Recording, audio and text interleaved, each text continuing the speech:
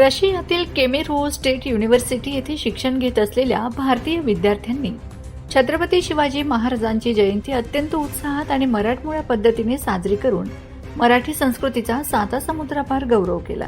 शिरपूर तालुक्यातील निमझरी येथील धनंजय हुकुमचंद गुजर यांचे भाचे तेजस प्रवीण पाटील हा MBBSचे शिक्षण घेत असून त्याने आपल्या भारतीय विद्यार्थी मित्रांसमवेत छत्रपती शिवाजी महाराज यांची जयंती मोठ्या भक्तिभावाने साजरी केली.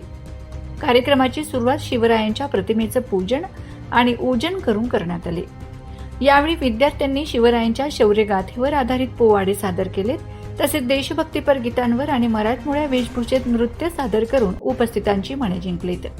विदेशात शिक्षण घेत असतानाही आपल्या मातृभूमीच्या इतिहासाची, संस्कृतीची आणि परंपरेची जपणूक करण्याचा सुंदर संदेश या कार्यक्रमातून देण्यात आलाय. राजे साता समुद्रापार ही भावना विद्यार्थ्यांच्या उत्स्फूर्त सहभागातून प्रत्ययास आली. तेजस पाटील आणि त्याच्या मित्रांनी दाखवून दिले की अंतर कितीही असले तरी मराठी अस्मिता, शिवभक्ती आणि संस्कृती यांचे बंध कधीच तुटत नाहीत.